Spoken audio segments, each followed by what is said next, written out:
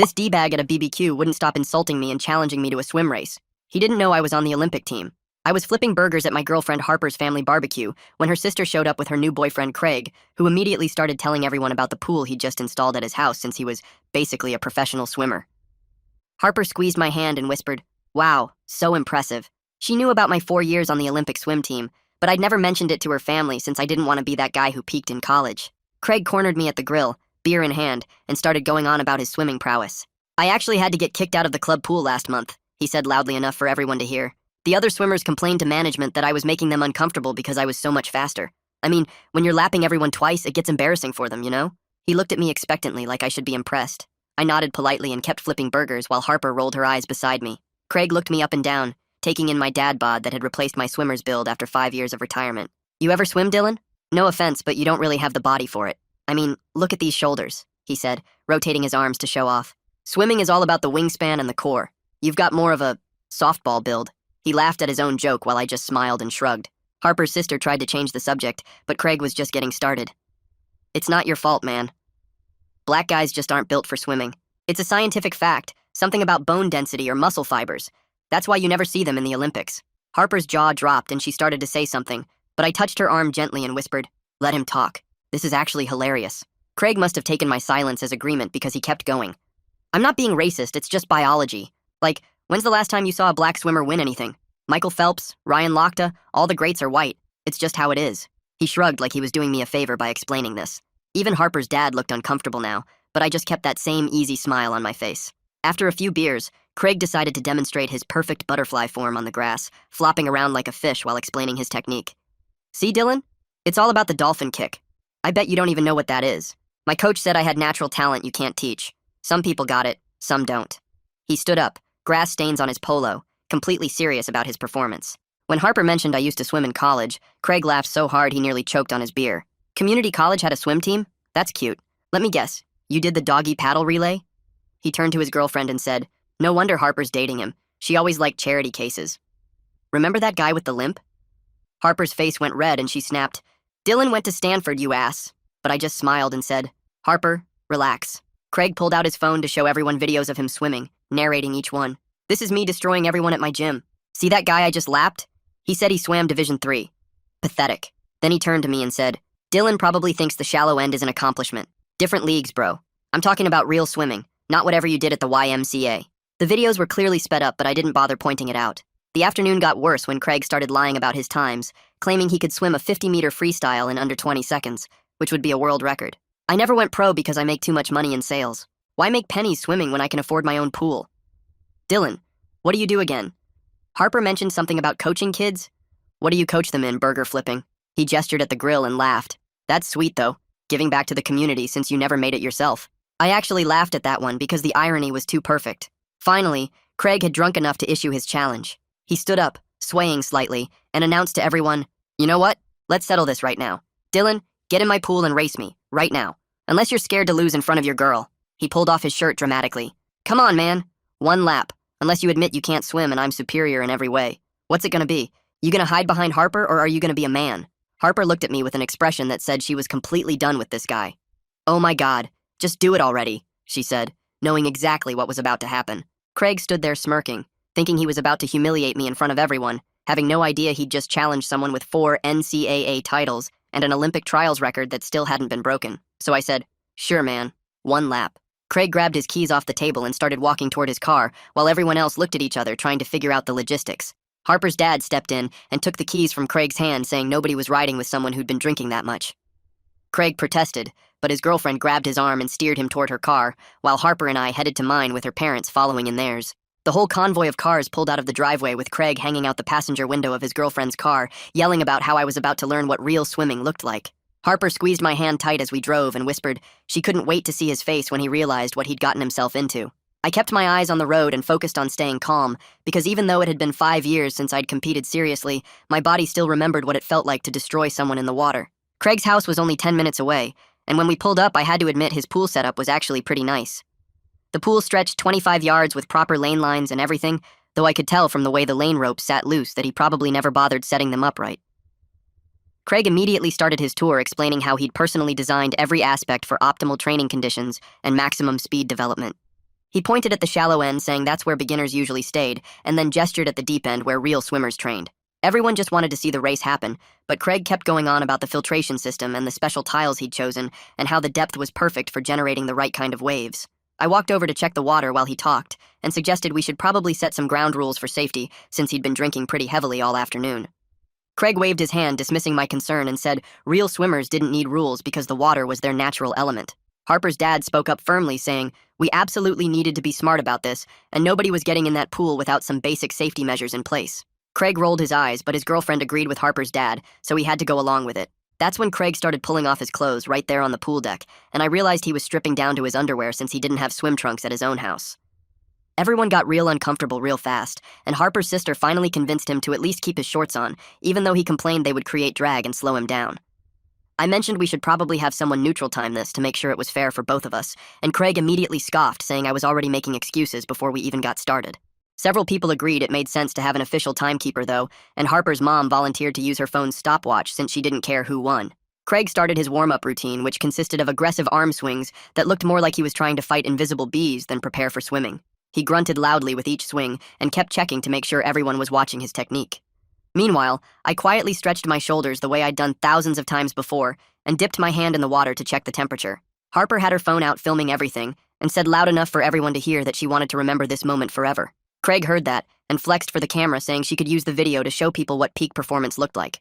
Harper's sister pulled me aside while Craig was distracted and apologized for his behavior, especially all the racist stuff he'd said earlier.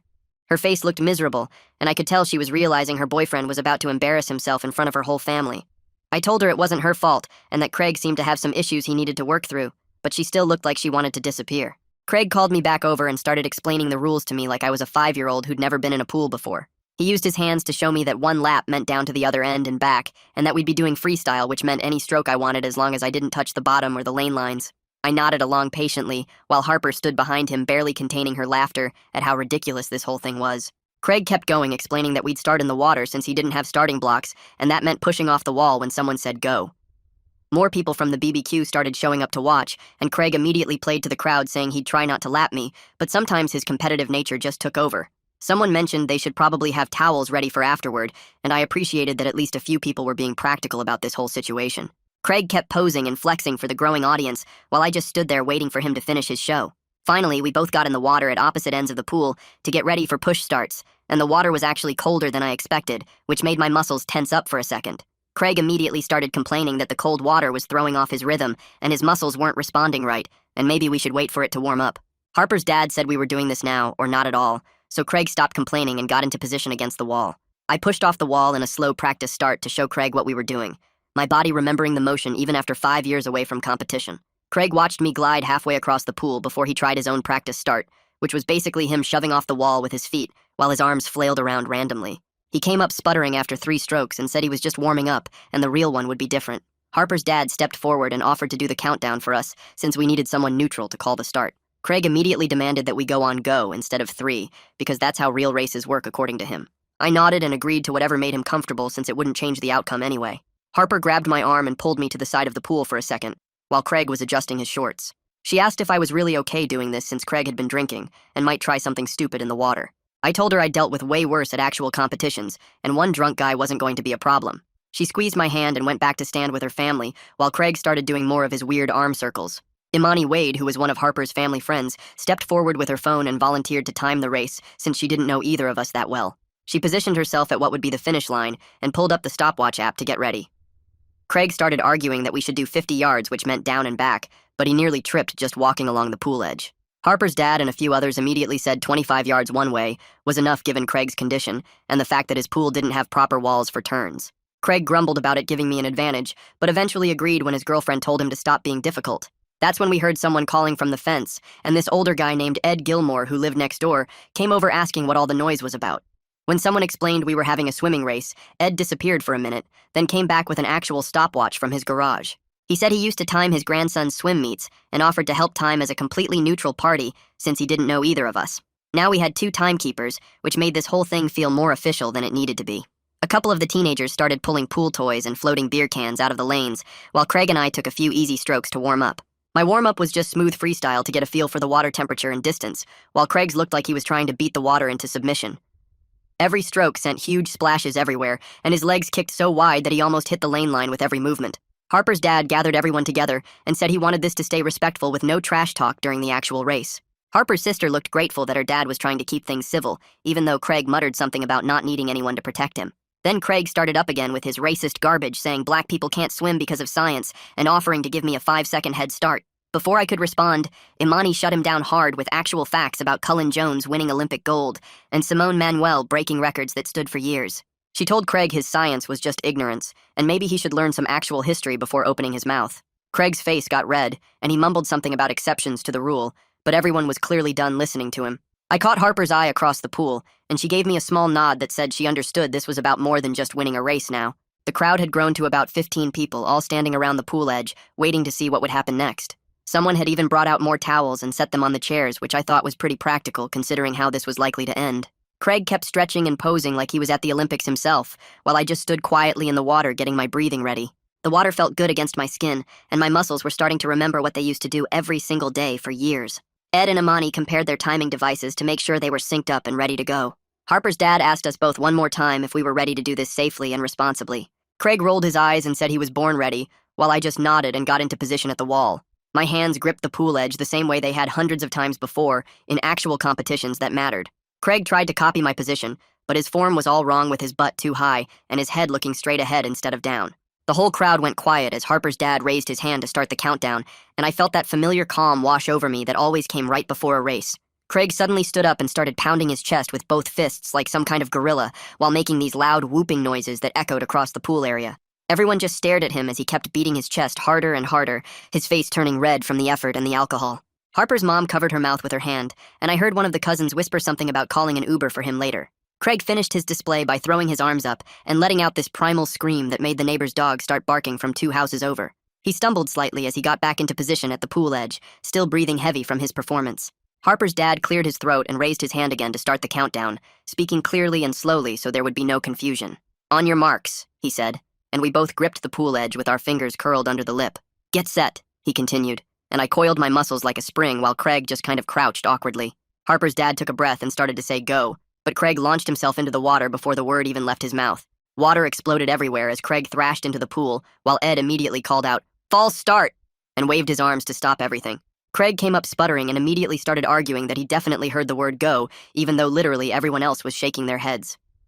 "The pressure got to me," Craig complained as he swam back to the wall, water streaming down his face. We reset our positions and Harper's dad made sure to speak even louder and clearer this time around. Craig kept fidgeting and adjusting his shorts while I just stayed perfectly still, waiting for the real start. "On your marks, get set, go!" Harper's dad called out, and this time we both pushed off clean and legal. My body remembered exactly what to do as I drove off the wall with my legs and stretched into my first stroke. The water felt perfect against my skin as I pulled through with my right arm, then my left, finding that rhythm I'd practiced thousands of times. Craig was already creating massive splashes next to me, his arms windmilling through the water like he was trying to fight off a swarm of bees. By my 5th stroke, my muscle memory had completely taken over, and I was gliding through the water like the past 5 years had never happened. I could hear the muffled cheers from above the water as I smoothly rotated my body with each stroke, my kick steady and controlled. Craig's splashing got louder and more desperate as I pulled ahead, his breathing getting ragged and gasping with every stroke attempt. I touched the wall with a smooth reach and stood up calmly while Craig was still struggling through the last 5 yards. He finally slapped the wall with both hands, gasping and wheezing like he'd just run a marathon instead of swimming 25 yards. Ed called out the times clearly for everyone to hear. Mine was actually pretty decent considering I hadn't trained in years, while Craig's was about what you'd expect from someone who could barely swim. Craig immediately grabbed the pool edge and started making excuses between gasps for air. "The beer threw off my balance," he wheezed, then added something about his stomach being too full from the burgers. He clutched his side dramatically and claimed he'd gotten a sudden cramp halfway through, which explained everything apparently. Before anyone could respond, Craig pushed off the wall and declared that freestyle wasn't his best stroke anyway. "Butterfly," he announced, still breathing heavy. "That's my signature stroke. Let's go again with butterfly." Harper's sister tried to grab his arm and tell him to stop, but he was already insisting that butterfly was where his true talent showed. Several people pointed out that butterfly while drunk could actually be dangerous, but Craig waved them off with water flying from his hands. Harper's dad suggested we should only go the width of the pool for safety if we were really doing butterfly. Craig complained that the shorter distance gave me an advantage somehow, but finally agreed when everyone insisted on safety first. We moved to the side of the pool where it was only about 15 feet across instead of the full 25-yard length. Craig kept trying to demonstrate his butterfly technique while standing in the water. his arms swinging wildly and hitting the water with loud slaps. I just waited quietly at the wall, knowing exactly how this was about to go down. Ed and Imani repositioned themselves at the opposite side with their timing devices, ready for the widthwise sprint. Harper's dad gave us another countdown, and we pushed off for the butterfly demonstration. I kept my form tight and controlled, my arms sweeping forward together while my legs did the dolphin kick I'd perfected years ago. Craig managed maybe 2 actual butterfly strokes before his coordination completely fell apart, and he started doing something that looked like a mix between doggy paddle and actually drowning. Water went everywhere as he thrashed and gasped, his arms moving at different times and his legs kicking randomly. I touched the far wall without even needing to take a breath while Craig was still flailing in the middle of the pool. He finally made it to the wall and clung to it with both hands, coughing and spitting out water. Craig's face was bright red as he started yelling that Ed must have messed up the timing somehow. Ed calmly read out both times again from his stopwatch and even showed Craig the display. Even Craig couldn't argue with a 12-second difference in a widthwise sprint that should have taken maybe 8 seconds total. Harper's sister finally lost it and grabbed Craig by the arm, pulling him away from the pool while water dripped everywhere. We could all hear her telling him he was embarrassing both himself and her in front of her entire family. Craig kept insisting the pool must be different dimensions than what he ordered, which made absolutely no sense to anyone listening. He tried to pull away from her to measure the pool, but she kept dragging him toward the chairs. Harper came over to me as I climbed out of the pool and grabbed the towel someone handed me. She whispered quickly that I shouldn't say anything about my Olympic background yet, because she wanted Craig to stew in his loss without having that excuse. I nodded and walked back over to where we'd left the grill area earlier, grabbing a cold beer from the cooler. Everyone else stayed by the pool discussing what had just happened, their voices carrying across the yard as Craig continued his complaints about pool dimensions and false starts. Craig stumbled back over to where I stood drying off with the towel, his face still red from both the exertion and embarrassment. He cleared his throat and said, "I swam pretty good for someone who never competed," which made everyone within earshot stop talking. I set down my beer and looked him straight in the eye. I told him calmly that his comments about black swimmers were racist and completely wrong. The whole group went dead quiet as I kept my voice steady and explained that claiming black people can't swim because of biology is ignorant. I mentioned that plenty of black swimmers have won Olympic medals and broken world records. Craig's mouth opened and closed like he wanted to argue, but couldn't find the words. Imani stepped forward from where she'd been timing and backed me up immediately. She suggested Craig should apologize for the racist garbage he'd been spewing, not just the trash talk about swimming. Harper's dad moved closer and crossed his arms, his voice firm when he said there wouldn't be any more comments like that at his house. He made it crystal clear to everyone that racism wasn't welcome here. Period. Craig looked around for support, but found none, even his girlfriend turning away from him. Someone turned the music back on to break the tension, and people started drifting away from the pool area. Groups reformed around the food tables and grill, conversations resuming at lower volumes. I walked back to the grill and picked up the spatula, flipping the burgers that had been sitting there untouched. People kept coming up to me one by one, quietly saying they were impressed with my swimming and how I'd handled everything. A couple of Harper's cousins mentioned they had no idea I could swim like that. Her aunt patted my shoulder and whispered that Craig had it coming. I just nodded and thanked them, focusing on getting the food ready since people were getting hungry. Harper found me at the grill, and we had a quiet moment away from everyone else. She said she was proud of how I'd handled everything without stooping to his level or getting aggressive. I could have humiliated him way worse, but chose not to, and she appreciated that. We talked briefly about my swimming background and agreed I might tell her family about it eventually. Tonight definitely wasn't the right time for that conversation, though. Ed came over while I was plating burgers and thanked me for keeping things safe in the pool. He mentioned he actually runs a small swimming clinic for neighborhood kids on Saturday mornings. He'd clearly recognized my technique and suggested I might want to help out sometime if I was interested. I told him I'd think about it, genuinely considering the idea of teaching kids who actually wanted to learn. He gave me his number and said no pressure, just thought I might enjoy it. Meanwhile, Imani was checking on Harper's sister to make sure she had a safe way home. Craig was obviously way too drunk to drive anywhere, and his girlfriend looked mortified by the whole situation. They worked out a plan where Harper's dad would drive them both home later. Craig's car would stay in the driveway overnight, and he could get it tomorrow when he sobered up. Harper's sister kept apologizing to people for bringing him, clearly embarrassed by his behavior. About 20 minutes later, Craig came back over to where I was serving food. He'd sobered up slightly from the swim and his girlfriend's anger, though he still swayed a bit. He mumbled something about getting carried away and said he was sorry if he'd been a jerk. I accepted his apology without making a big deal about it, just nodding and handing him a burger. We both knew he didn't really understand why what he'd said was wrong, but at least he tried. His girlfriend grabbed his arm and pulled him away before he could say anything else stupid. Later in the evening, some kids from the neighborhood who'd seen the race came over asking questions. They wanted to know about swimming techniques and how to go faster in the water. I gave them a few casual pointers about keeping their heads down and breathing to the side. I showed them how to cup their hands properly and explained about kicking from the hips, not the knees. They practiced the motions on the grass, and I corrected their form gently without mentioning my competitive background. One kid asked if I'd teach them sometime, and I said maybe, thinking about Ed's clinic. The party wound down as the sun started setting and people began heading home. Craig and Harper's sister left with Harper's dad driving. Craig slumped in the back seat looking miserable. Harper and I stayed to help clean up, collecting plates and cups while her mom packed up leftover food. Everyone kept bringing up the race, shaking their heads at Craig's behavior and complimenting my composure. Harper's mom hugged me and said I was welcome anytime, which meant a lot. The next morning, I woke up to a text from Ed about his swimming clinic. He sent details about the program he runs for kids who can't afford regular swim lessons. It meets every Saturday at the community center pool from 9 to 11. He said I could just stop by one session to check it out, no commitment necessary. I texted back that I'd come by next Saturday to see what it was about. Teaching kids who actually wanted to learn seemed like it might be rewarding.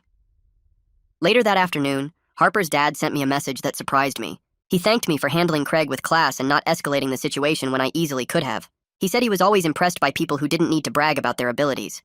He mentioned that Harper seemed happy with me, and that meant something to him.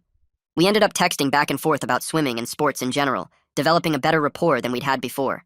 3 days later, Harper's sister sent me a long text while I was at work, saying she and Craig were taking some space after what happened at the BBQ. She explained that seeing him act that way opened her eyes to other stuff she'd been ignoring, and they needed to figure things out. I texted back that she didn't need to apologize for anything, and that I hoped things worked out however was best for her. Harper told me later that her sister was really torn because Craig kept saying he was just drunk and competitive, but she couldn't forget the racist stuff he said. 2 weeks passed before the next family dinner at Harper's parents' house, and I noticed Craig's usual spot at the table stayed empty. Harper's mom served the pot roast, and then asked me about my swimming background since everyone kept talking about the race. I took a sip of water and mentioned I swam at Stanford for 4 years and had some good races there. Her dad nodded and said that explained a lot about my form in the pool. I left it at that and changed the subject to Harper's new project at work. The whole family seemed satisfied with that simple answer, and nobody pushed for more details, which I appreciated. That same week, I found myself driving past the community center and decided to stop in and check out their pool hours. The chlorine smell hit me as soon as I walked through the doors, and something about it made me smile. I signed up for a monthly pass right there and started going 3 mornings a week before work.